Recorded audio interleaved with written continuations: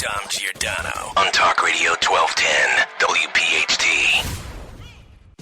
Dom Giordano Show. Welcome in. Could it be the most consequential, and I believe that, election in our lifetime, certainly. We're not back in the Civil War. Well, could be decided not just by Pennsylvania, but as I mentioned, by Philadelphia.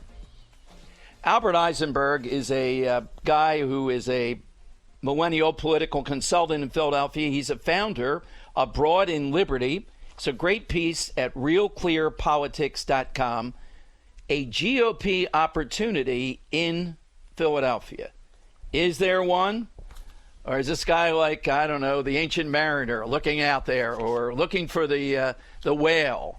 And we hear this all the time, and I'm going to test him on one out of the box.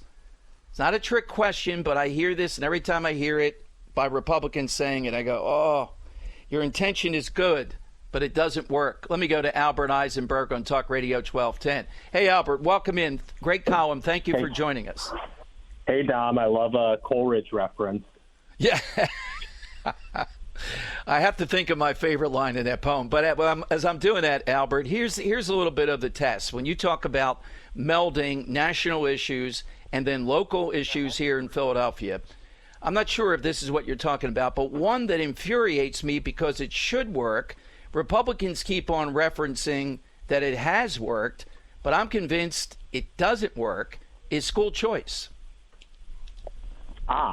That is an interesting one. I mean, well, as a subtext to all this, keep in mind that the goal in Philadelphia, if you're talking about electoral politics, is not to win 50% yet. It is to win 20 to 25% rather than 10 to 15%. Exactly. So every time we're talking about an issue, you have to ask, do more than 15% of voters support the GOP position on this or the Democratic position on this? And if you talk to average black families, most of whom have voted with their feet at this point, I think 70% of Philadelphia students are attending a chosen school rather than their neighborhood public school. School choice is going to be really important. And in places like Florida, where Ron DeSantis won a very narrow election in 2018, which was not a good cycle for Republicans, he actually won almost 20% of black women voters on school choice primarily. So he targeted them, and it was the margin for his victory. All right, well, that's good news because I just get infuriated when I hear Republicans mention it. Either the messaging is not good enough. There's something that, well, Philadelphia is particularly recalcitrant. Does the issue of Larry Krasner, the mobs, and the things we're seeing, does that break through in Northeast, South Philly? South Philly is still a lot of Democrats. Does that break through even a little bit to nudge a few thousand more voters in the presidential election? Absolutely. And even without a concerted GOP effort, Beth Grossman in 2017 won a lot of wards in Northeast Philly and South Philly, which I referenced in that piece that you guys just retweeted.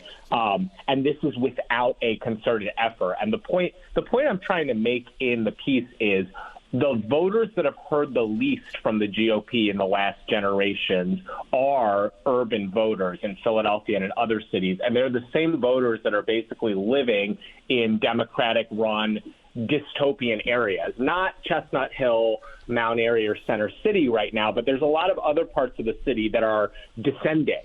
And the Democratic Party currently, in my view, purports to represent, working people of color, but in fact, I think really only represents, upper middle class and above progressives who live in Mount Airy and want to feel good about themselves and their virtuous position.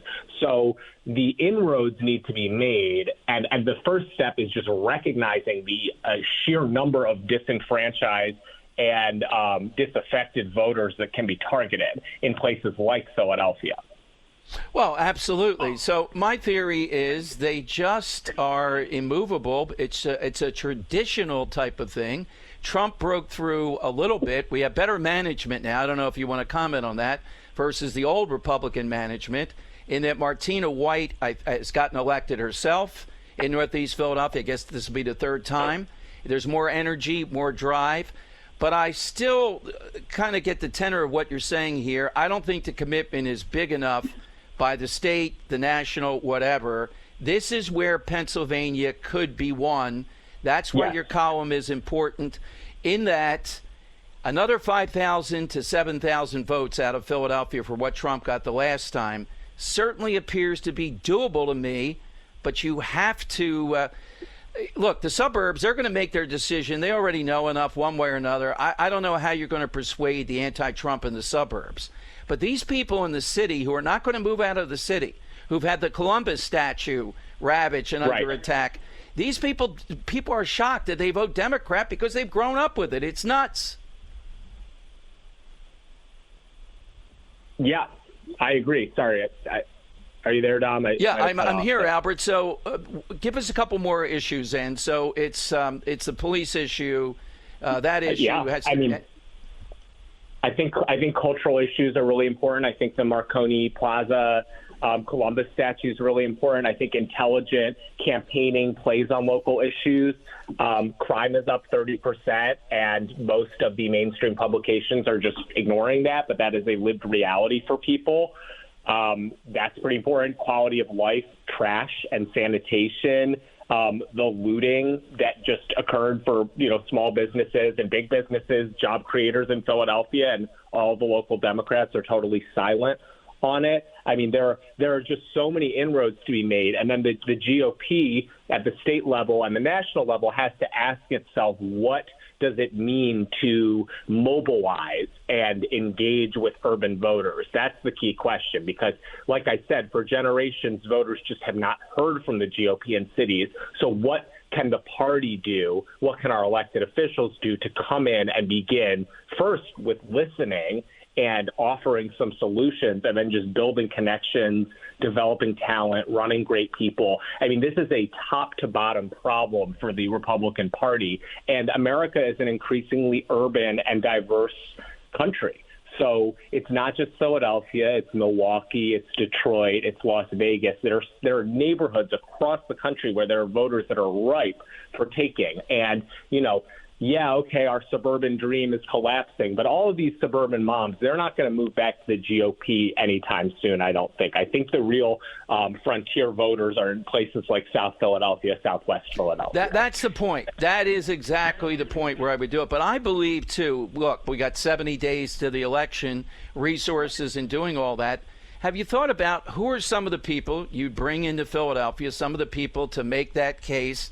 I would put Herschel Walker on every sports talk, every place that has any kind of talk. For example, last night making the points that he did at the convention, his name is out there.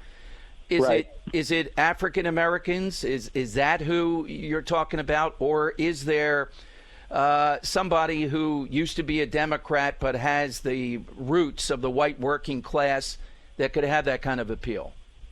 I would say, we should be targeting working voters of all colors. And I make that point specifically in the piece. And I think you have a different message for, like I say, there's parts of Northeast Philadelphia that resemble Scranton or Wilkes-Barre more than they resemble Mount Airy or Center City. So those areas, like you said, ancestrally Democrat, nobody ever thought they would flip, but they flipped big time in 2016. So how do you replicate that? And then there's, there's definitely fissures in the black community as far as support for Democrats, especially among younger black voters. So targeting them, male spokespeople coming into the city to discuss. I know it's hard in COVID times, but the GOP needs to realize, and that is the point of the piece. And I think, people like you, people like me need to be beating this drum. And then the question is tactics. Yeah, no, I think that's the first shot. This is at RealClearPolitics.com, and it makes a tremendous amount of sense to me. Albert, thank you. Thanks for joining us today. Can I say, Dom? Yes. Water everywhere and not a drop to drink would be my favorite line. That's right. Yes. Very well played. Thanks, Albert. Thank you. Dom Giordano, weekdays 9 till noon on Talk Radio 1210 WPHT. Pico has many ways to help you lower your energy usage and save money at home. Here's one. When it comes time to replace your old appliances, make sure the new ones you buy are high-efficiency Energy Star certified. You'll get a rebate from Pico and save on your monthly electric bill. You'll find a list of new appliance rebates at pico.com/rebates. Or you can call 1-888-5-PICO-SAVE for all the details. Plus, find instant discounts on smart thermostats and energy-saving light bulbs at pico.com/marketplace. There's free shipping on orders of over $49. Over $49.